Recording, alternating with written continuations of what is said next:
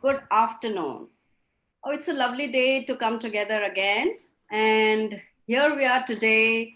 I've brought to you two stalwarts in the area of fashion, of course, with specific specialization. And we're going to talk about what is the difference between fashion design and fashion business management. Here I have, today we are going to present to you education and career, specifically on fashion design versus fashion business management. And this came about because we realized that a lot of students, youngsters, and the aspiring learners do not have that deep understanding of what actually the two differentiates. How do they differ? What is the difference? Do they have to learn different things to be specializing in them? And so we've brought to you two experts from this area. And before that, let me just quickly introduce myself. My name is Nain Xiao. I have been in the field of design education for more than 2 decades. And I really specialize in fashion and textile design because that's what I was educated in. But over the years, have had enough of experience to lead colleges in setting up their departments and their courses in various design streams. Let me introduce to you to begin with um, Mira Gupta.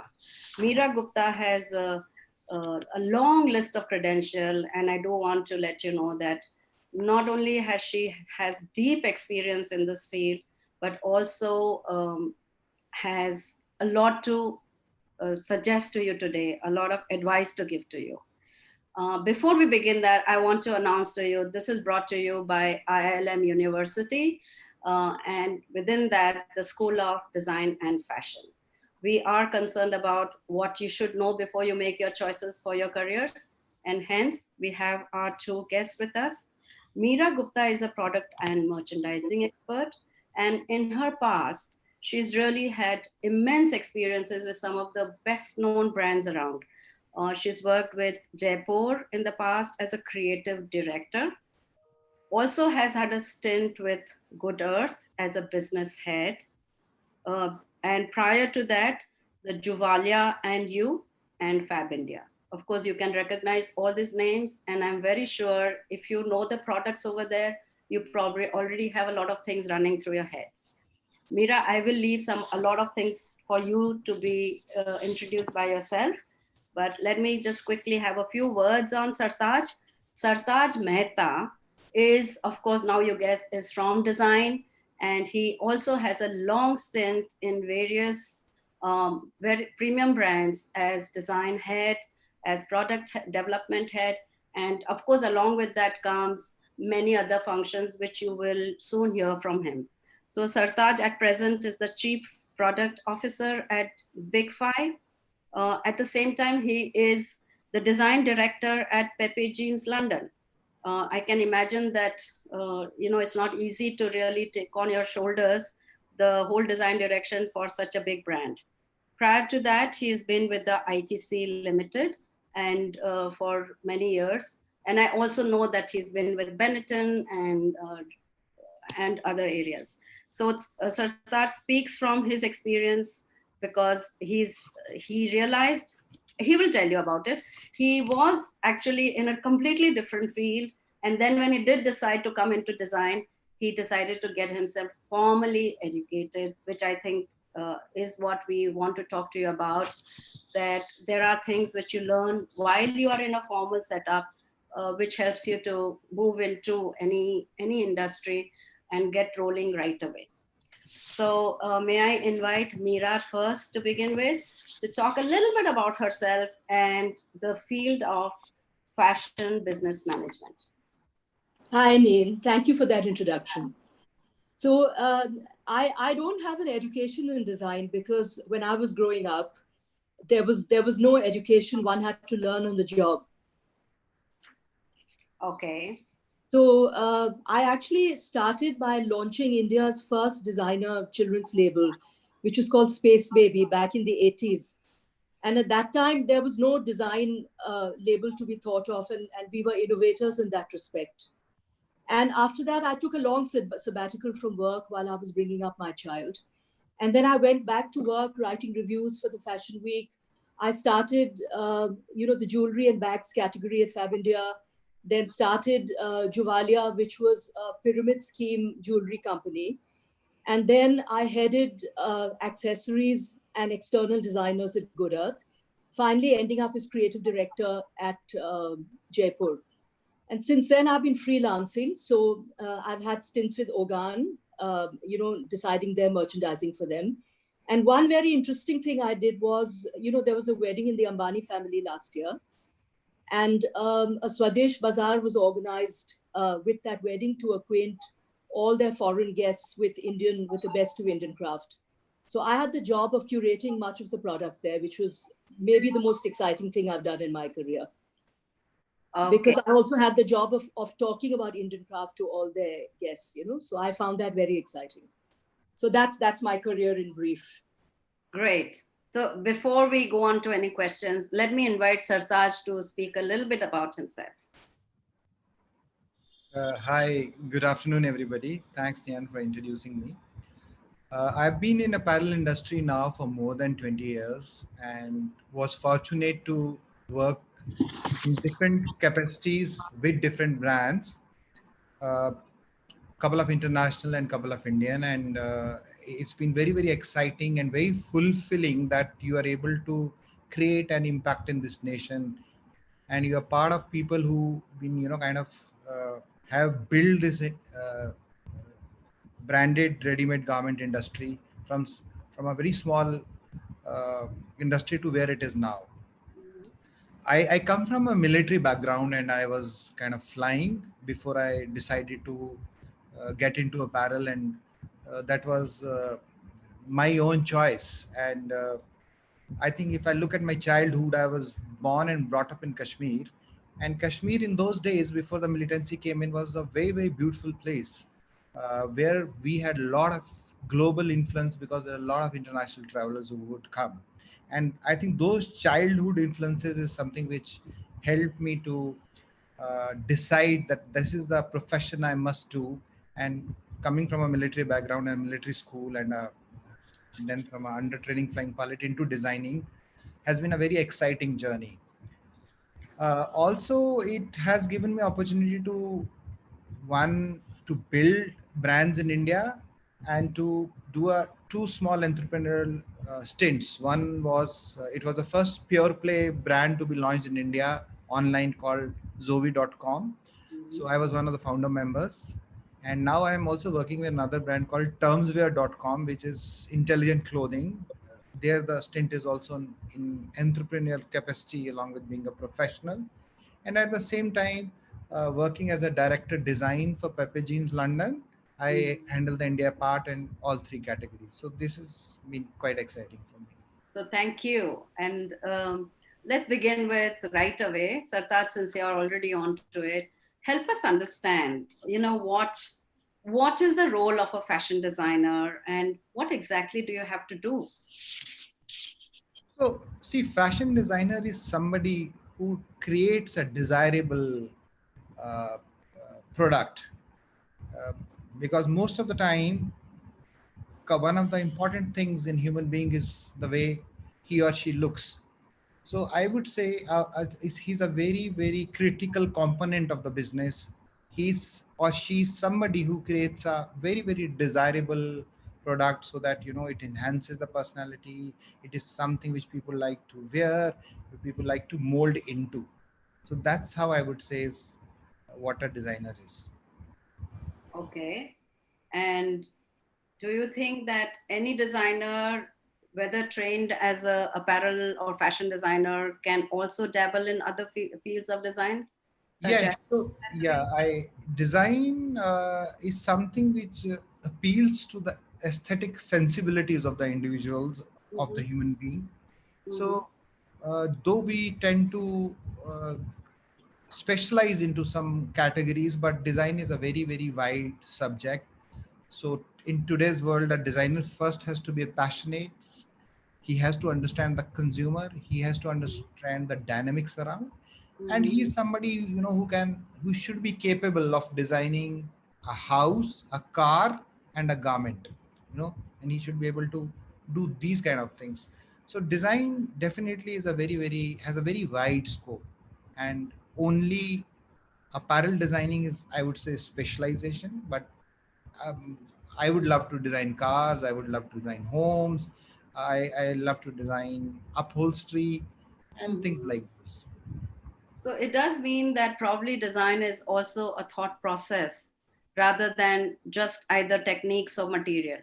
And of It- course, beyond that, you still have to know about material technicalities, technology, right? Very much, I think it's more to do with the visualization. The Correct. fundamentals of design is visualization. Right. So now I'm going to ask Meera something about what would fashion design management be? Sorry, fashion business management. So, a fashion business manager, I think his or her key role is to serve as a bridge between the designer and the customer. And when I say customer, I mean the retail shop and the customer who comes to the retail shop. Mhm. Now, in my experience, a lot of designers tend to be, they're more towards idea, Mhm. and they're so attached to their design that probably they do not think of the commercial aspect. So it is the job of the fashion manager to steer the designer to a collection that will become commercial and be at the right price points that will appeal to the end customer. Having said that, a fashion manager also needs many other skills.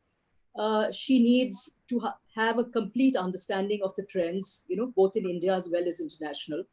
She needs to have a great aesthetic to recognize and to search out good designers for her retail space. Mhm. And because she also serves as a bridge, she needs to have a very high people skill and tact in dealing, especially with designers who tend to be temperamental occasionally, and the customers in the retail space. I would say these are some of the key skills. And also business analysis. That is very important. Business analysis and sales analysis on a daily basis. So I can imagine that there is a lot to be learned in both these areas. And I guess there is enough for each one to learn it for 3 years or 4 years, as you say, which would also include a lot of practical training, such as your internship or projects that actually may be brought in from the industry to be carried out in a classroom situation and get the feedback from the industry. So I think both these learnings have a close involvement with the industry experts, which gives them into a peep into the way the industry works right away and quite early on. But I'm going to ask you, Sartaj, about give me some two, three specific key strengths which you believe a fashion designer should have. For example, if you were to hire them, what would you look for them? Yeah, the first thing I would say, that designer is aware of the surrounding environment. That means he understands consumer. Mhm. There could be a very classic design which is ahead of times, which can become iconic over a period of time. That's a different kind of a design. But when you are into business design, you got to have that sense. You got to understand consumers, you got to understand the environment, you got to be very passionate, because I believe passion is one thing which keeps you alive and keeps you going. That's very critical. Correct. And you would want somebody who is also very realistic, who understands the front end, the back end, the numbers, and who's really inspiring, who has a global vision. So I look at those things. I look at people who are who live and breathe that. Then those are the people who actually kind of make good designers.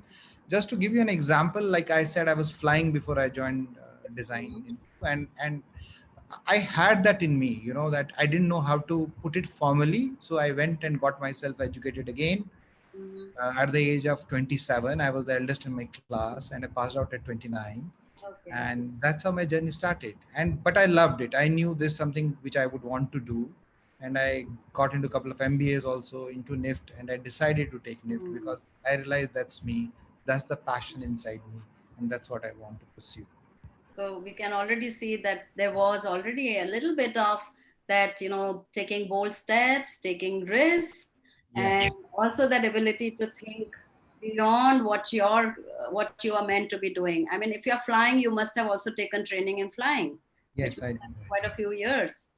So I can imagine that you were ready to take a leap into the unknown. And well, for that, we are lucky to know a lot about you. I'm going to check with Mira. Mira, if you were to hire anybody, what for fashion business, what would you be looking for in them? I think the very first thing is a deep knowledge and a profound knowledge of Mm-hmm. the retail space in India and abroad. You know, so I remember once I had somebody come to me for an interview, and she said that Primark was a luxury brand, Oh, and I said Primark is a luxury brand, and I mean, how much do things sell for in Primark? And she said £3. And I said, I mean, that doesn't sound like a luxury price point to me. And I ended up, of course, not hiring her. So I think that when you come into a retail space, you have to have knowledge of retail in India and abroad. You need to understand which retailer you're working for. So, for instance, I switched from Fab India to Juvalia. I mean, Fab India was a very earthy customer. Everything had to be in cotton and natural fabrics. Juvalia, the whole customer, was different. It was more a middle class person who had a certain kind of taste. So, I think a key thing is to understand your customer. Number one. Then a fashion manager must understand sensible costing for mm-hmm. her market. Mm-hmm. Now, when you walk into, let's say, an Ogan or an Ensemble, I mean, you already understand that you're paying certain price points, but the same price points may not work at a Zara, or any other high street retailer. So, understanding your price points, they should neither be too high or too low. They should be appropriate to your customer. And then you must understand your competition. So it's very important to know who else is in that space, so that you can be ahead of the curve. I mean, Mm-hmm. don't follow trends in your design thing. Create trends, don't follow, because there are many retailers. There's ones growing up every minute and every hour. So create trends. And most importantly, don't allow dead stock to pile up. That is fatal to the running of a fashion business, because Right. that takes away from your top line and bottom line. So liquidate it, have sales, however you want to do it, but don't allow dead stocks to pile up. I think these would be some of the key So, things. so yeah, these are not some, these are many key things that I noticed. Yeah. I think we all should realize that because so much depends on the people and the trained professionals who are going to take over the responsibility of the business on themselves, both in design as well as in management. Uh, we all have to train them to really be proficient, to be efficient, and to really have that intent and the passion to work. um, I'm going to dig a little deeper with the kind of the way you work. So Sartaj, I want to understand how do you, what's your design process when you develop a collection for, let's say, a season? Do you depend on theme? Do you look at trends? Help us understand what do you do? See, the objectives in design are very, very clear. It also depends in which field you are working. Are you into a designer wear, ethnic, Western? Are you into brand designing? Like I work with Pepe Jeans. Uh, so it's a very scientific process. There are a couple of steps we follow. So there are two aspects to it. One is the costing and business aspect. That means you got to understand how your categories are doing, where is the moment and at what price, what kind of fabrics lead to what kind of product at what kind of price. So this is one aspect. So any designer who in today's world does not understand costing, does not understand fabric, does not understand technology is absolutely will find himself in a very, very difficult position. Second aspect is you keep looking at trends, obviously, because you're generating demand, you are creating a compelling offer. So you can't be doing something which is very repetitive. So the question is, how do you balance what you see in the market, what consumer is buying, and what to give him? So how to incite consumer, how to excite consumer. So then you look at trends. Why do you look at trends? Because it's human nature. People look at their new seasons which come. There is spring, then there is summer, then there's autumn, and people change their wardrobe. So obviously they look at freshness. They don't want to wear classics all the time.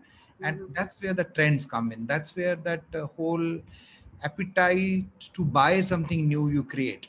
But obviously you create within a framework, framework of fabric, framework of color, framework of brand, framework of pricing. So those are the limitations you work on, and then when you look at trends, you subscribe to few of the forecast agencies. You look what's happening in the market, what's happening in the global market, what's happening on the social media, and then you put your line together. So there's a history to it and there's a future to it. So you tend to balance it. That's how you work. Wow. So it does seem that a lot of knowledge, a lot of practice, a lot of skills building actually comes together when you start putting your collection together. And that requires, I'm sure, a lot of training and probably, having an excited mind and trained hands. That is going to really bring about fashion process, which which results in the kind of collection liked by people.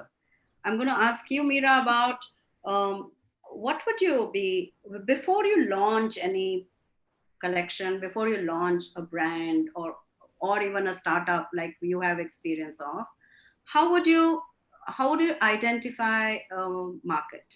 How do you identify your niche? I mean, this is really a very big question, I know, but if you can, in simple words, let us understand, because many of my participants today would be from that they are from that background where they want to know a bit more but not too complex. Yeah, it's a big question, but I'll try and answer it in a simple way. I think that your product should be true to your own taste, first of all. Don't try and make a product which is different from your own sensibility. So it should emerge from your own passion and your own brand of aesthetics. I mean, having said that, then identify the market that you're working towards. I would say, particularly in apparel, sizing is very important.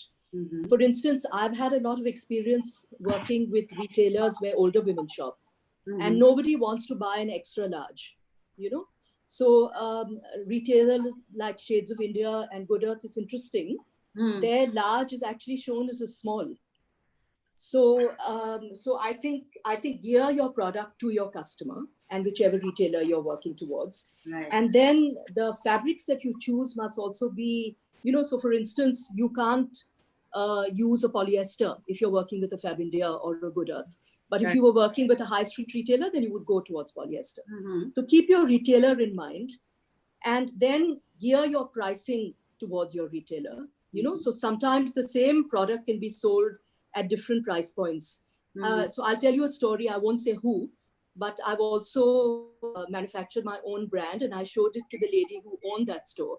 And I was contemplating selling it for 24,000 and she said, no, sell it for 44. So I said, but I'm making my markup. You know, I'm making my 4x markup. So she said, no, it looks like a 44, sell it at a 10x markup.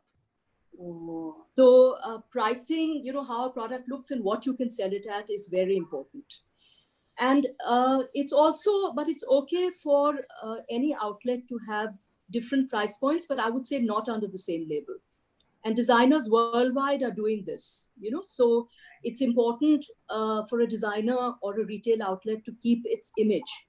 And if you dilute that by trying to become too big, there is a dilution even in the mind of the customer.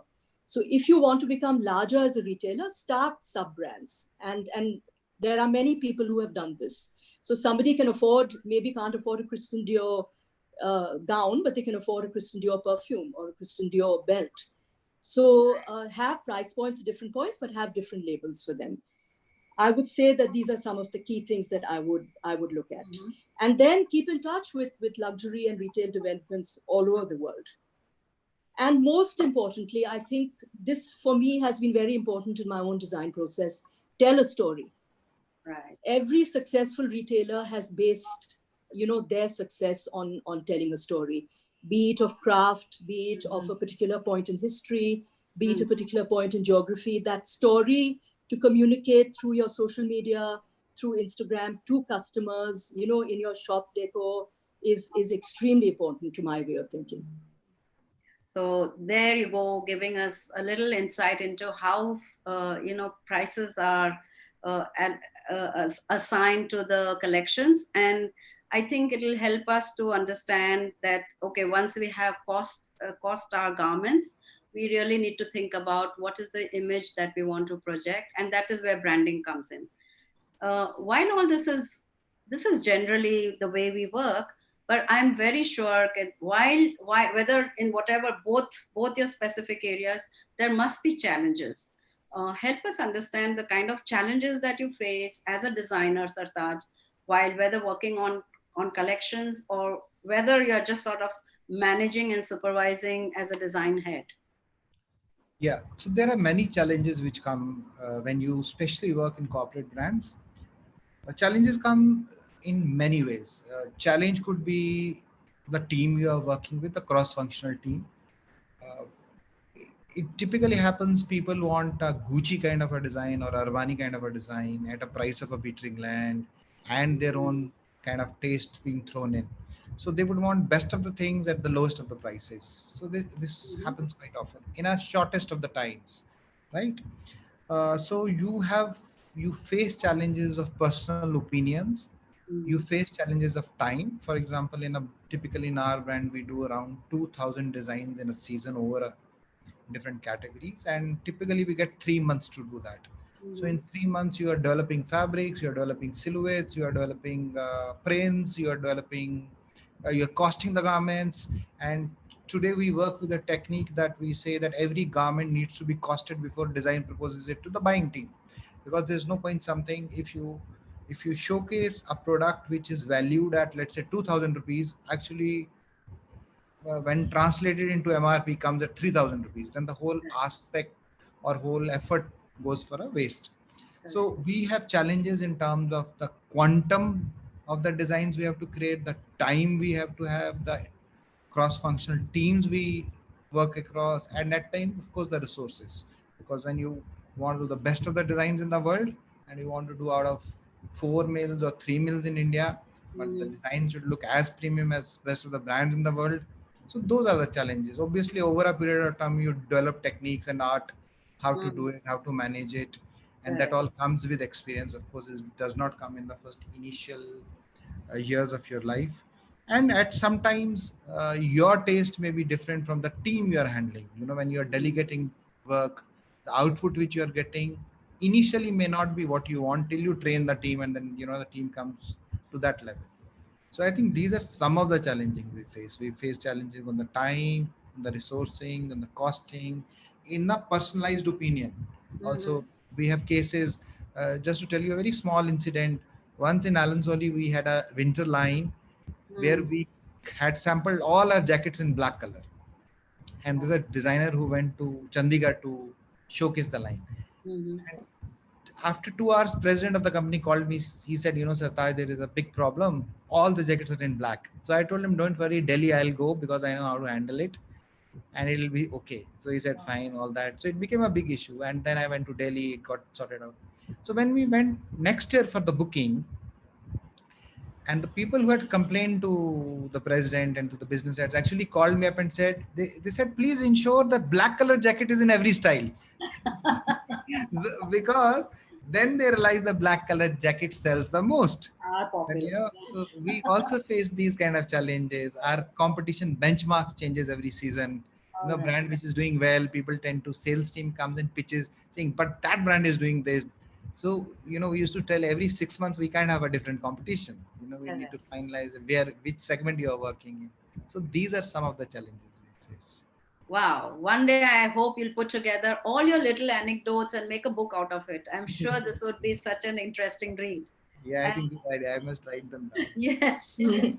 Okay. I'm sure, Mira, you too have had many such experiences. So help us tell us about the challenges you have faced earlier, and probably one faces in the business and management.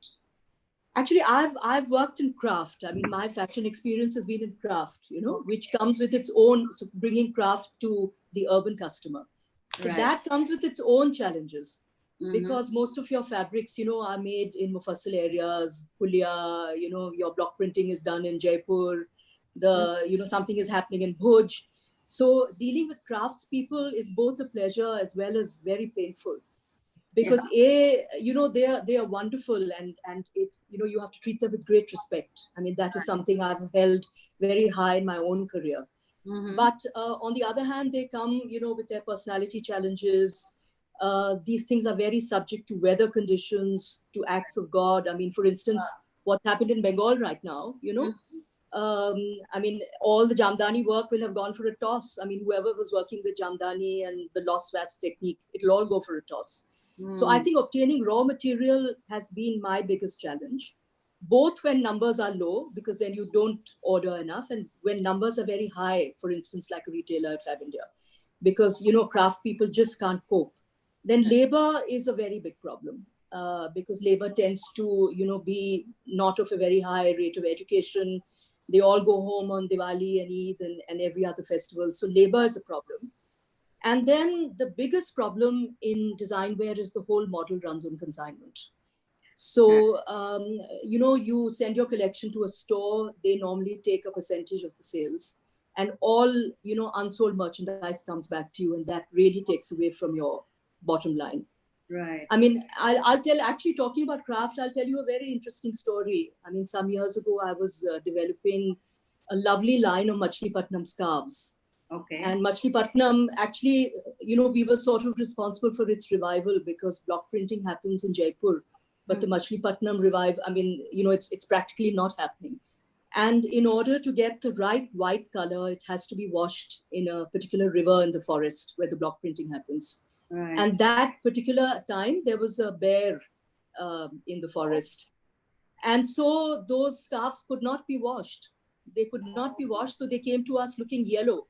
The blue was right, but they look yellow and we couldn't sell them. Oh. So in the craft space, there are a lot of challenges of this type.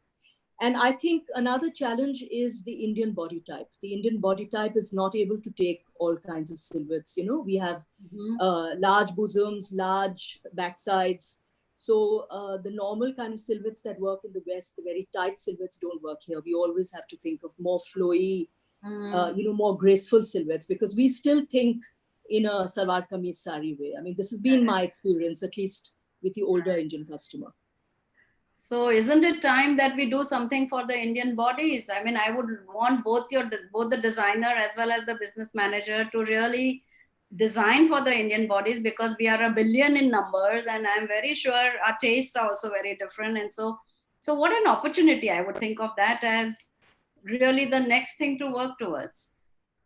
No, there's a huge opportunity here, and people who have learned to understand it and appreciate it are the ones who are doing very well in the design world. People like Sabyasachi, and I mean, they've understood the Indian mindset, how it's geared towards trousseau and a certain kind of dressing. That's not to say that we don't do Western wear. Western wear is slowly growing in India, but the orientation is still towards Indian wear and occasion wear. So now my question comes, that these are, both your fields are so specific to not only techniques and technicalities of business and design, but I also noticed that since both of you come from different segments of businesses, I mean, you are talking corporate, Sartaj, and Mira has huge experience in crafts, which was accumulated over the years. Now, is it possible that any young professional works for a few years in one area and then wants or aspires to move into the next, which could be hardcore corporate, big brands, big promotions, I mean, big distribution? This is very, very difficult to imagine. Can one do that, or come from a very big corporate industry into a small segment like craft, because where certain other sensibilities are needed? Is it possible? Yeah, very, very much. It all depends on the individual, I would say, what you would love to do, what you would like to do, what you would want to try. I personally believe that one should be capable of taking challenges, and that's how you enhance your knowledge. You learn a lot. I would say the learning never ends. Every time I start a collection, it's, you always start from scratch, from the drawing board. The day you start thinking that you know everything, then there's a trouble. Every time you have to really think fresh. You have to learn from a lot of people. You learn from people with experience. You learn from youngsters. You learn from different media, and you keep learning all the time. So I have traveled between very big corporates to a very small companies to entrepreneur startups, and I think everything teaches you something in the end. It makes you stronger, it makes you independent, and it makes you atmanirbhar. That's the buzzword today. so, so I think interesting. I think one can do. I would love to do a lot of work on art and Okay. that side and artisan kind of a. Yes, I'm sure we all have that. What do you say, Mira? I don't see it as a problem at all. I think the need of the age is being very nimble and very adaptable. I Okay. mean, and actually, human beings are very adaptable. See how we've all adapted to living indoors for the last 2 months. We Okay. have adapted to it. So, and in fact, a lot of even design-led companies are Uh-huh. now being they're all dealt with they've all got corporatized. Correct. So, I mean, they have people with MBAs heading them. I mean, Fab India, for instance, which started off with one store, now has 200 stores. So it Mm-hmm. can't now continue as just a craft-based store. It is a corporate entity like Oh, any other. correct. So I don't see any problem in people switching from one to the other. Correct. Having said that, I think if somebody is in the corporate space, it Mm-hmm. may be hard for them to move to a very, very niche retailer. That may be hard because the kind of numbers you have in that very niche space where you sell maybe 6 pieces, 10 pieces, that may be hard from someone from a corporate space to manage, and I don't think it would hold their interest. But otherwise, in a normal atmosphere, yes, absolutely. And I think it's advisable. I think that as we all go along, and retail is so complex now. I mean, I go to a Zara and I see many, many craft-based things over there. So I think we all have to learn to adjust and work in different scenarios. Okay, great. I'm hearing a lot of positive answers, and I think it's about really.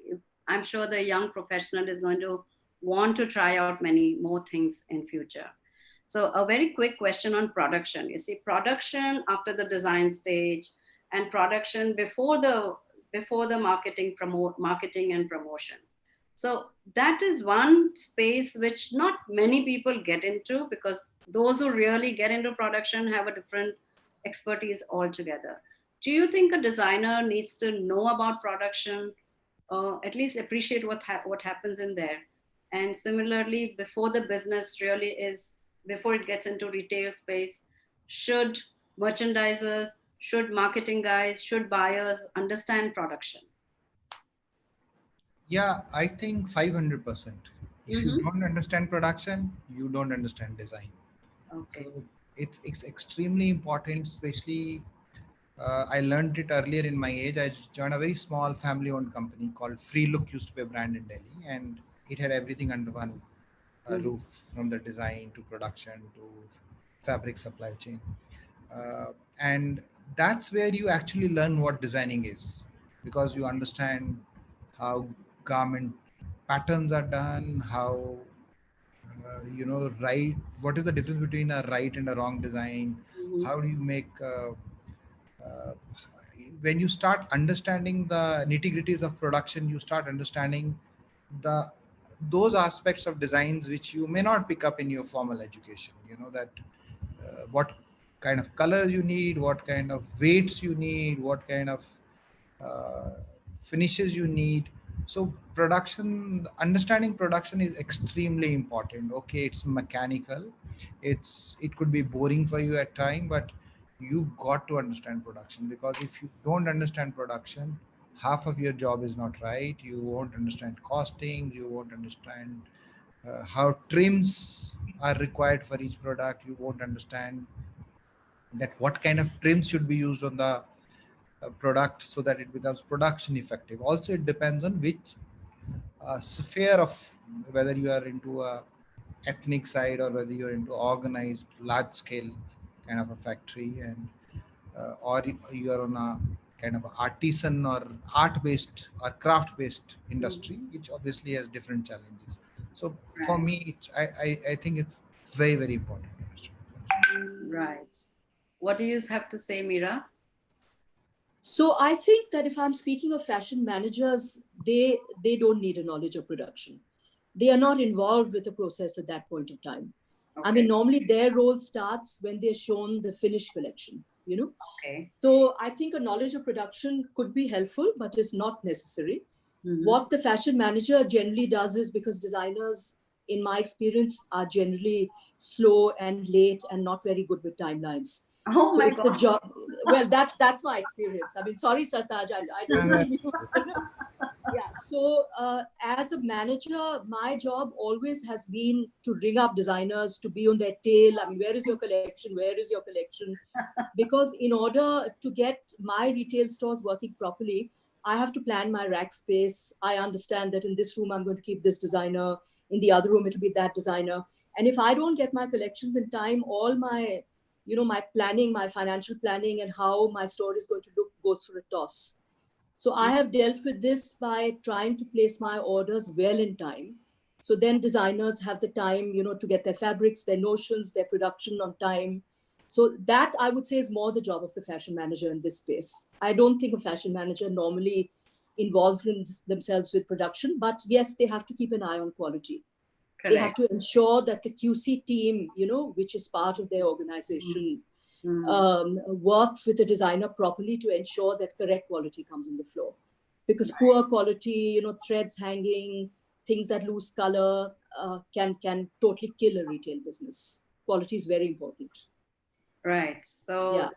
So, with quality being one of the main key points, I think the quality is really understood much better nowadays by the consumers compared to what it was a few years ago. True. And I think that's going to be maybe a very special area by some people, because I do know that those who study fashion business, many of them get into production because there is a certain kind of expertise required. So I do know that a lot of fashion business courses actually, or it's called fashion commercial business courses, talk a lot about production as well, because it's about really the efficiency, the productivity, the quality control that is required. So this is also, what I understand is important for youngsters who want to get into the business part of fashion. QC I, is very important now. I mean, every organization has to have a very strong and a very educated QC team. It's correct. become incredibly important in the last 10 years. Right. So Absolutely. now with the situation that is around us, all of us are locked down, shut down. And of course, with the tentative steps taken by the government to open up, there is a lot of hope ahead. But it's not been an easy few months or few weeks, let's say. What do you think will be the COVID-19 after effects in both in both these segments? So Sartaj, help me understand. Will design survive, flourish, stagnate? What is it? Uh, see, design has always flourished from time immemorial. If you look at nature, I say nature itself is design. The way trees are Yeah, designed, the way things are being used. Everything is so beautifully designed, and the right. color, sky is blue, and the grass is green. So that's a design. So I think design will become much stronger. Mhm. Design will become much in demand because when the this kind of pandemic is going to change our consumer habits to a very large extent. So consumer habits of all time, what you are wearing, what you are eating, what you are reading, you would have seen whole world has become digital. Schools which were adopting online have to adopt online, there's no choice. Designing has gone online a lot. I'm in Mm. good now, my team is in Bombay, and we work every day. And just to give you an idea, we created a whole line of masks virtually sitting here, and which Mm. has been really been appreciated, and a beautiful line. So that line got accepted in the market other than technology part of it because of the design.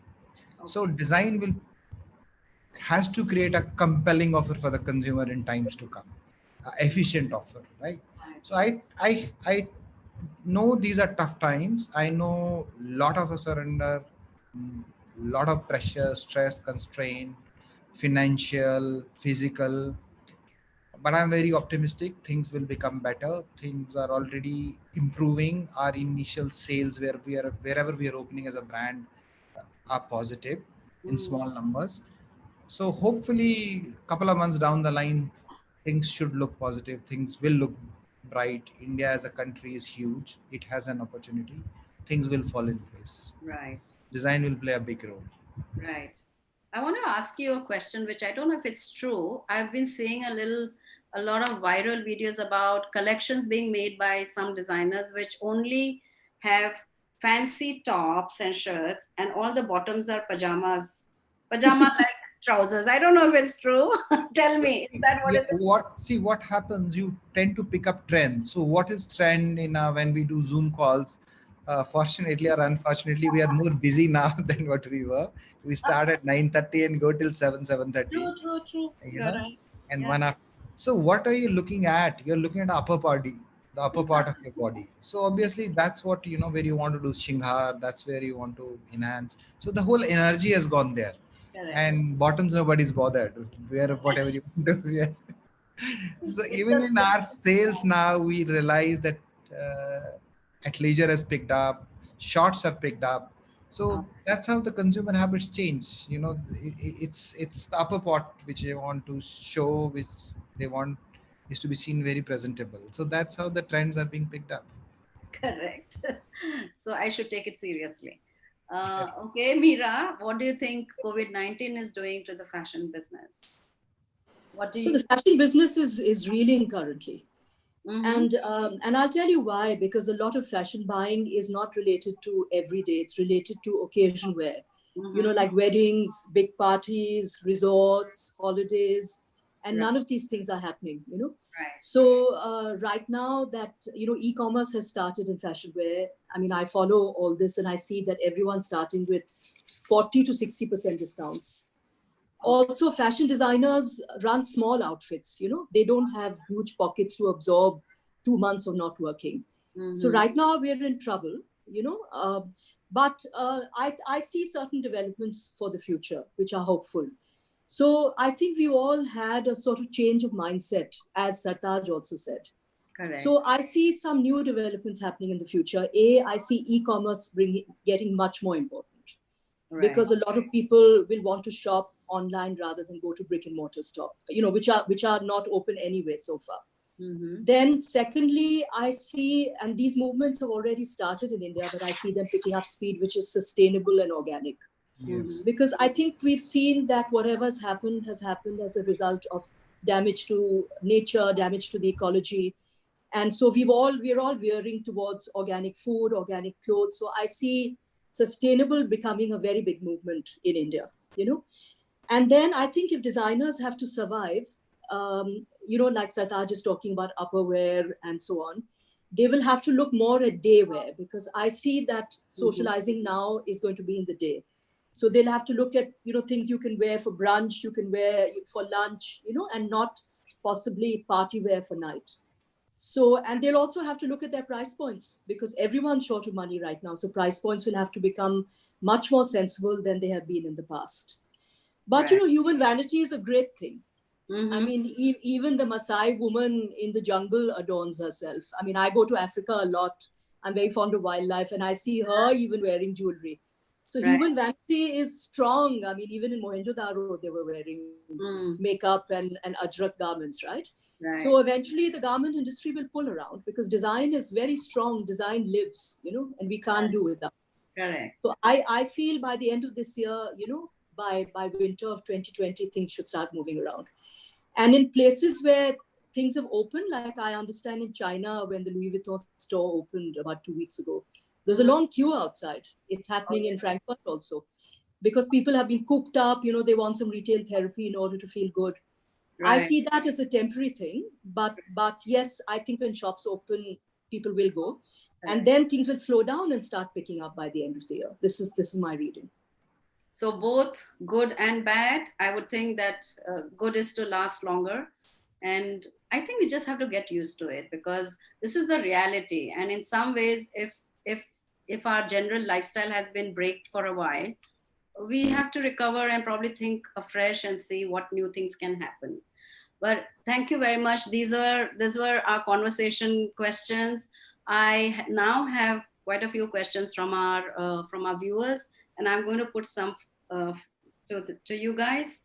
So there's a question on luxury, and it's asking how much is fashion design related to luxury, and if so, then fashion business manager should also could also be the same be in luxury management. The two fields, well, I mean, they are sort of like one another, but not quite. Normally, to work in luxury, you have to do a separate course in luxury fashion management. Okay. I think doing a regular degree does not really equip you to, deal in the luxury space. Okay. So one would need, I mean, and there are specific colleges for that, as I understand. Like there's one in Paris, there's one in Milan. Right. So a luxury education would be different from a regular fashion management education, because fashion management education is more geared towards high street retail, in my understanding. Right. Okay. Here's a question for Sartaj. It's saying that I'm a fashion designer, or I will be graduating soon as a fashion designer. How can I become a fashion entrepreneur? I mean, do I really have all the possible skills and competencies to start an enterprise? Uh, See, I would recommend first is always to learn, because experience is the best thing before you pick up a business, and that's the most sensible thing. So it's like a internship kind of a thing, or whatever you may say. It would be better to pick up a job first, spend a year or two, Mm-hmm. understand the nuances of the business, and then get into entrepreneurship. That's a better way of doing it. Okay. I Oh, agree. right. Do you want to say something, Mira, about that? Yes, I think that, a lot of young people don't understand the sort of challenges one faces as an entrepreneur. Mm-hmm. I mean, I have been an entrepreneur myself, 2 times over, and the challenges are huge. And you are not equipped for it as a young person to start off just like that. So I think gaining your experience at someone else's cost, in someone else's organization, is a very good way to go. Understand, how the business works maybe for 2 years or 3 years by working in someone else's organization, and then bring your learnings to your own entrepreneurship. I agree with Sartaj entirely over here. Right. So obviously, don't just jump into your own startup because it is risky at the beginning without really having any experience. Another question from a young aspirant who's yet to take up either fashion. She's not yet come into the college, and she's wondering, if I were to evaluate myself and see what key strengths, I mean, what should I have as key strengths to either get into design or into management? What would you advise her? What should she be looking for in herself? See, she has to understand why she wants to do it. The Mm-hmm. moment you are able to answer why, Mm-hmm. you will have this answer yourself. So you look at your personality, you look at your interests, you look at, like for me when I was in Air Force. So after a couple of months, I used to think, if you're gonna fly the same plane all the time, is this why I came here? Mm-hmm. So sometimes it happens to you a little later, and if you understand this right now, then you will get the answer. So you must understand that why you want to do design, or why you want to do, so you will get the answer. It's all individual. Right. There are no right or wrong answers here. And so, would you advise Mira, whether you think what should be her qualities if she were to look into fashion management, and why not general management? Well, I mean, if you choose fashion management, it means you have an interest in fashion, because otherwise you would just do a regular MBA, right? So Mm-hmm. you have to be creative. I mean, you have to be interested in the retail space, in what's happening in apparel and accessories. And fashion management is now not just fashion. I mean, there's accessories, there are bags, there are shoes, there are cosmetics. I mean, all these actually fall under the fashion umbrella. So Correct. if you have a creative bent and you're inclined towards fashion, and that excites you, definitely you should go towards fashion. But I do have one word of advice for any young person thinking about this. A lot of young people come into fashion thinking, it's highly glamorous, and you'll be leading models down the catwalk, and, people will be clapping. So they see that aspect of fashion, the glamour, the interviews, the schmoozing, the parties, the page three. But actually there's an immense amount of hard work and tears that go behind that. And having been part of the fashion week in some sense, I know that it's a very, very hard process to even get yourself onto the ramp. I mean, there is a strong choosing process. Most designers get rejected for several years before they're chosen.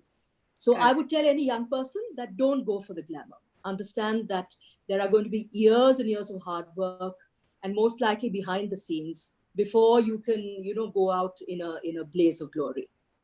That's not to discourage anyone. It's just that it's not all about the glamour. It is about the glamour, but it's also about intense hard work in very difficult conditions. I mean, most workshops are not the most pleasant of places. And this is Uh, hardcore business. It's economy, and we all need to be prepared to get into that. It's, of course, all of us know that we need to one thing, but being able to work hard and deliver results is important in any segment. I have one last question from a young student who's wanting to know what is the best kind of a fashion design course? What is the best of? Sorry. Best kind of a design course. I mean, if you were to evaluate a fashion design course, what would be the best one? could I answer that for a minute? Please, please. We all. So when I run my own company, I've had many people from NIFT, coming. I mean, I used to teach at NIFT, just take the odd class.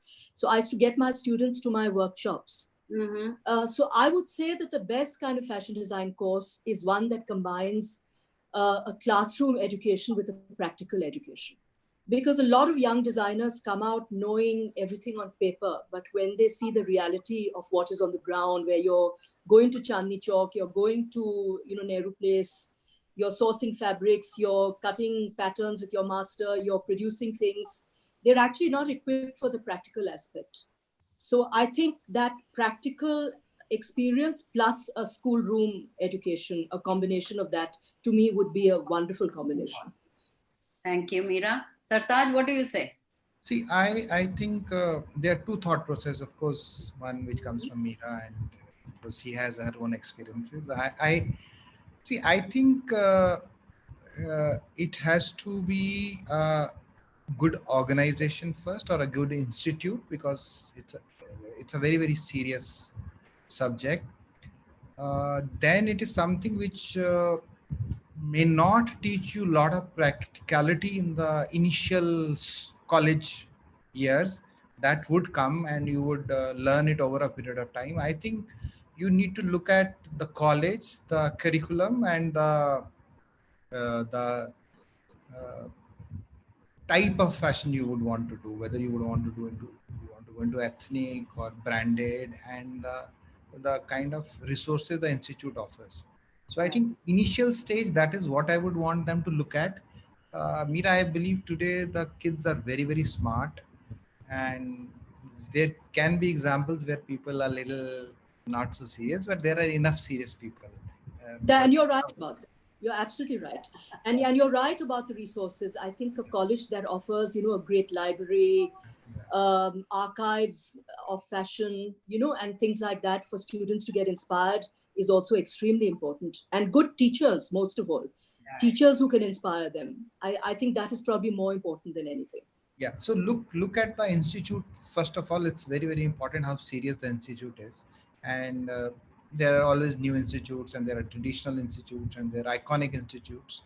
So look at that, look at resources, and look at the kind of course you would want to do. So if you want to do, let's say, something into product development, obviously that kind of a design, then you will look at NID, so to say. So you have to decide which kind of design course you want to do. Correct. And I would say it's a new generation, because you work with people who are 25, 23, 26, and you also work with people so the new generation is very very different. They are much aware, they are smarter, they understand how to kind of deliver, and they understand timings, and they are independent. I think a lot has changed in last 10, 15 years, so that's quite positive. And you got to Actually, I enjoy. have an interesting. Sorry. Sorry, I interrupted you. Sorry, no, go on. Yeah. So you got to enjoy what you're gonna do. If you're gonna enjoy this and you take it as a serious business, like the way Mira said, it's a very very serious business, because you have fundamentals of business. That's what I keep telling my design team. If you conceptualize wrong, nobody's gonna question you till the consumer. It's only consumer who tells you whether he wants to pick it up, or she doesn't want to pick it up. So please do not conceptualize wrong, So because that's a long way to go, and probably too late. if we wait for the consumer to tell us or show us Yeah. through their actions, I think it's going to be too late. Because typically buyer is going to buy what you are going to offer, so your offer has to be right. So that means it's a very serious business. It needs research. It means a lot of responsibility on your shoulders. It means looking for new ideas and conceptualizing well and executing them. I So, think retail is very complex now. It's extremely complex. And, the retailers who survive in the near and far future will be the ones who will offer, some kind of unique story, or something which is different, which tells, I mean, it's going to become very complex in the future. Do you know about a brand called Lalabo? So it's a perfume brand where you don't buy perfume off the shelf. You go there, they only have 16 fragrances. You choose your fragrance. They make it in front of you. The chemist actually makes it in front of you, and then sticks your name on the bottle, and you feel so special. I mean, you feel that it's so that's called experience design. It no more yeah. a So costume design or niche a product retail. design. I mean, yeah, it's going to become more and more important. Okay. Yeah. So, well, thank you very much. I hope whoever asked that question has got some answer and clarity as to what a good course means. Any course which gives you the ability to combine your technical knowledge and subject knowledge with practical exposure is going to always be will go a long way in being able to help you understand things which happen in the industry. But alongside any whether it's a university, a college, an institute which provides and facilitates you to reach out to the industry, to reach out to the experts, to be able to reach beyond your learning, I think is a place which you should look for. And of course, thank you very much today, Sartaj and Meera. I'm so grateful to you because you have shared your heart. You have told us a lot of stories that you have experienced.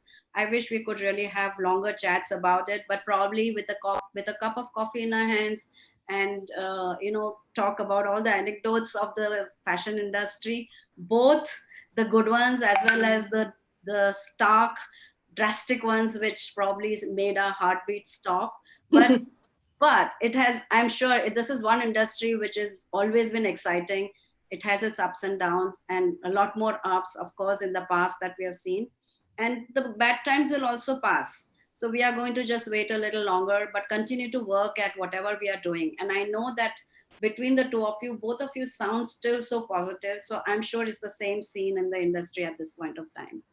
I'll thank all the participants who are here. Please do join us in the future webinars, which we will be announcing soon. I hope today you were able to learn a few things. In fact, a lot. I've been listening to you guys and remembering everything that we have been conducting and operating on the course for, and hope that a lot of youngsters are going to take many more learnings with them today. So thank you very much. Thank you, Sartaj. Thank you, Meera. And Oh, it was a pleasure, great pleasure. Thank you so much for inviting. my team who has made all this possible. So IILM, thank you very much also. And we'll see you some other time. Bye-bye. Bye. Bye.